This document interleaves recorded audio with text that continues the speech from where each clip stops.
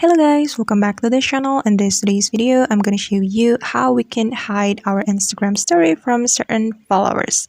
Let's get started. Here I have opened my Instagram app, and if you want to hide story from certain followers, first of all, you have to update your privacy settings.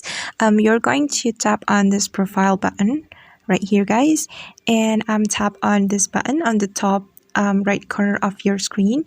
Then you can click on settings option right here.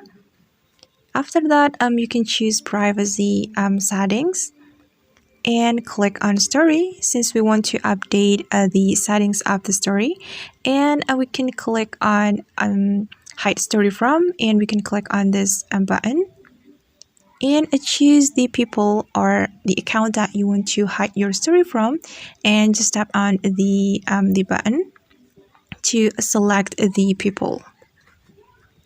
Alright, after that we can go back to the previous menu, and as you can see that your story will be hidden from these two people.